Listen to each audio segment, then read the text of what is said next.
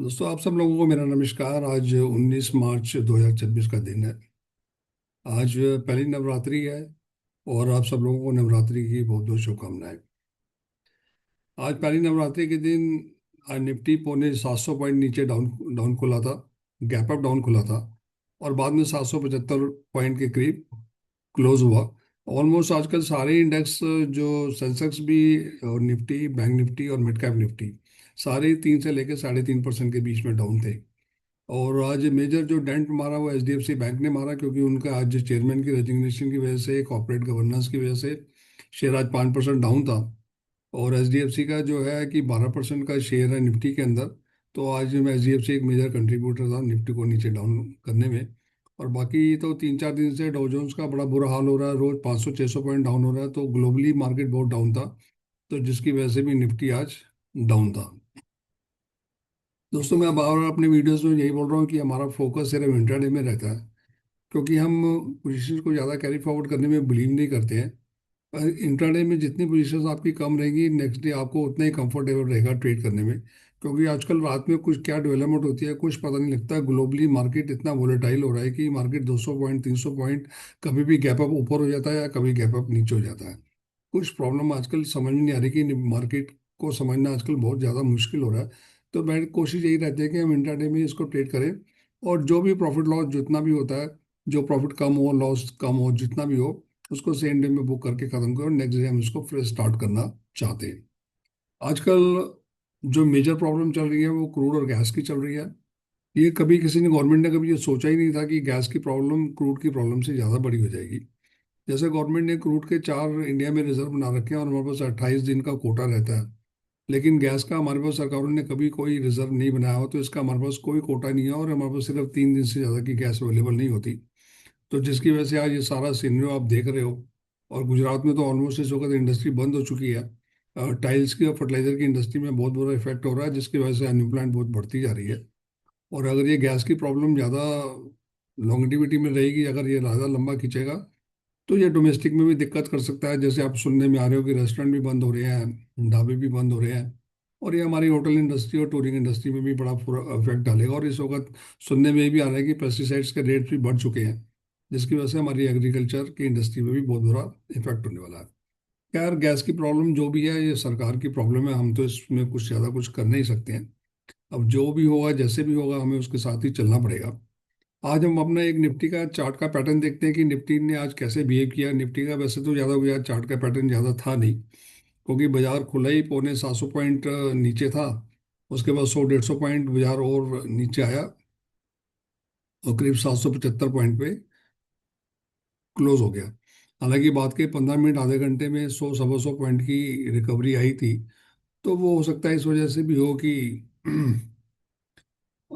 Short covering की वजह से भी हो सकता है। ये भी डो जोन्स का भी प्रेजेंट मार्केट अभी चल रहा है, तो ये भी करीब अभी भी फिर भी 300 पॉइंट अभी डाउन चल रहा है, 45,901 पे है। अभी अगर हम अपना निफ्टी का सेटअप देखते हैं तो ये, हाँ, निफ्टी का ये हमारा सेटअप है आज का। ये निफ्टी का 5 मिनट का चार्ट है। और इसको अगर आज हम जूम करें तो यहाँ पे ये मार्केट आज खुला हुआ था करीब 9:15 बजे। आज ये 3:15, ये 9, 9:15 बजे। तो यहाँ पे मार्केट आज करीब पौने 600 पॉइंट नीचे डाउन खुला।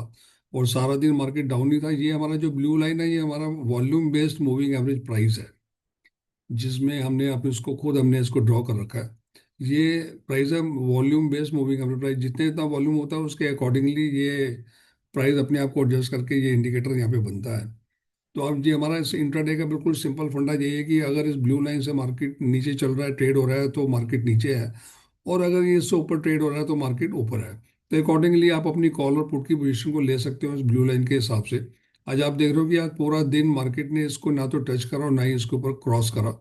तो आज पैटर्न बिल्कुल क्लियर था। तो सारा दिन मार्केट डाउन साइड में था और डाउन साइड में ही ट्रेड करता रहा और डाउन साइड में ही जाके बंद हो गया। हमने आज की पोजीशन को ऑलमोस्ट आज खत्म कर दिया था। अब कल क्या फ्रेश पोजीशन होगी, कल फिर दोबारा देखेंगे। दोस्तों, आजकल दो सवाल बहुत ज़्यादा पूछने में आ रहे हैं कि ये पूछने, आज एक तो लोग ये पूछ रहे हैं कि कि किन किन स्टॉक्स को रखा जाए और किन किन स्टॉक्स को निकाल दिया जाए। एक बहुत बड़ा सवाल बार बार लोग पूछ रहे हैं कि मार्केट कहाँ जाएगी, मार्केट कैसे बिहेव करेगी। देखो मार्केट कैसे बिहेव करेगी, कहाँ जाएगी, ये तो देखो किसी को मालूम नहीं होता है। तो अकॉर्डिंगली जैसा भी मार्केट होता है उसके हिसाब से ही हमको ट्रेड करना या बिहेव करना होता है। अब जो बात ये है कि कौन से स्टॉक्स को रखना है और कौन से स्टॉक्स को निकलना है, इसका एक बेसिकली जो हमें फंडामेंटली बेसिक हमें बात ये समझनी है कि सबसे पहले तो आप अपनी पोर्टफोलियो में से उन शेयर्स को निकाल दो। दो दो हिस्से बना दो, एक पार्ट एक एक बना लो, एक पार्ट बी बना लो। जो कंपनियां डिविडेंड पेइंग कंपनी है उनको अलग कर दो, जो पेइंग कंपनियां नॉन डिविडेंड पेइंग है उनको अलग कर दो। जो डिविडेंड पेइंग कंपनी है उनको आपको टच करने की जरूरत नहीं है। आप उसमें अगर अच्छी कंपनी है, उनके फंडामेंटल्स अच्छे हैं तो आप उसमें ऐड भी कर सकते हो। लेकिन जो विदाउट डिविडेंड पेइंग कंपनी है आप उसमें से चटनी कर सकते हो, जिसमें आपको कम लॉस हो रहा है आप उनको बेच सकते हो। लेकिन अगर ज़्यादा लॉस हो रहा है, लेकिन अगर पेनी स्टॉक्स हैं, अगर 5 रुपए का स्टॉक 2 रुपए का रह गया, तो अब मेरी एडवाइस है कि उसमें से आप निकल जाओ। कम से कम जो 2 रुपए मिल रहे हैं वो भी निकल लो। और जो पैसा निकल रहे हैं आप डिविडेंड पेइंग कंपनियों में डाल दोगे तो ज़्यादा बेटर रहेगा। डिविडेंड पेइंग को रिकॉग्नाइज करने का बहुत अच्छा एक सीधा सा तरीका है कि आप मनी कंट्रोल में जाओ या mypesa.com की किसी भी साइट पे चले जाओ। तो डेली जो डिविडेंड पेइंग की लिस्ट आ रही है आपको 10-15 दिन पहले ही पता लग जाता है कि डिविडेंड पेइंग कंपनी है। आपको जैसे ही कोई भी डिविडेंड पेइंग कंपनी का जो भी दिन है उससे 3-4-5 दिन पहले आप शेयर्स खरीद लो, तो आपको हाथ का डिविडेंड मिल जाएगा। लेकिन आपको ये जज करना है कि डिविडेंड अगर अच्छा डिविडेंड आ रहा है तो उस कंपनी को आप आज के रेट पे खरीद सकते हो, क्योंकि इस वक्त ऑलमोस्ट सारे ही कंपनी 52 वीक लो पे आ रहे हैं। तो मेरे ख्याल में ये अच्छा टाइम रहेगा इन्वेस्टमेंट करने का। लेकिन आपको एक चूज करना पड़ेगा कि आपको अच्छी और एक फंडामेंटल कंपनियों में ही इन्वेस्टमेंट करनी है। एक दूसरा सवाल बहुत बड़ा, ये सवाल आज पूछा जा रहा है। ये गिफ्ट निफ्टी का चार्ट चल रहा है इस वक्त, जो इस वक्त प्रेजेंट इस वक्त चल रहा है। ये बाजार 2:30 बजे तक चलता है गिफ्ट निफ्टी, और फिर सुबह 6:30 बजे दोबारा स्टार्ट हो जाता है। तो ये गिफ्ट निफ्टी निफ्टी के अलावा है। जो पहले एसजीएक्स निफ्टी होता था वो अब आजकल गिफ्ट निफ्टी चल रहा है। तो ये गिफ्ट निफ्टी की पोजीशन, अब ये लाइव पोजीशन इस वक्त अभी चल रही है, 23,077 पे ये रेट चल रहा है। हाँ, तो मैं ये कह रहा था कि ये एक सवाल और ज़्यादा पूछा जा रहा है कि अगर आप इस वक्त अगर लमसम इन्वेस्टमेंट करनी है तो कहाँ करी जाए। तो दोस्तों एक ये बहुत बड़ा टॉपिक है, तो मैं सोच रहा हूँ कि संडे को एक अलग से इस पे वीडियो बनाया जाए कि अगर आज की डेट में इन्वेस्टमेंट करनी है तो कहाँ करी जाए। 3-4 ऑप्शंस हैं हमारे पास इन्वेस्टमेंट करने के। तो मैं वीडियो में कोशिश करूंगा कि हर इन्वेस्टमेंट का प्रॉन एंड कॉन देखा जाएगा। तो कोशिश करेंगे कि उसके लिए एक अलग से वीडियो बनाया जाए, क्योंकि बहुत सारे 2-3 लोगों ने मुझसे पूछा है कि आज हमें अर्जेंटली ये बताया जाए कि अगर आपको 10-20 लाख या 50 लाख तक भी इन्वेस्टमेंट करनी है तो कहाँ कहाँ करी जाए। तो उस पर एक अलग से एक वीडियो बनाएंगे, कोशिश करेंगे कि उसमें सारे जितने भी ऑप्शंस हैं इन्वेस्टमेंट के हम उसको कवर करें। तो बाकी तो आज के लिए अब इतना ही काफ़ी है। और कल बाजार आज रात को डो जोन्स कैसे बिहेव करेगा, कहाँ बंद होगा, अकॉर्डिंगली सुबह गिफ्ट निफ्टी कहाँ खुलता है, तो उसके अकॉर्डिंगली देखेंगे। और कल फिर दोबारा ट्रेड करेंगे, और फिर कल दोबारा मुलाकात करते हैं, और कल सुबह ट्रेड भी करेंगे और शाम को वीडियो भी बनाएंगे। तब तक के लिए बाय बाय।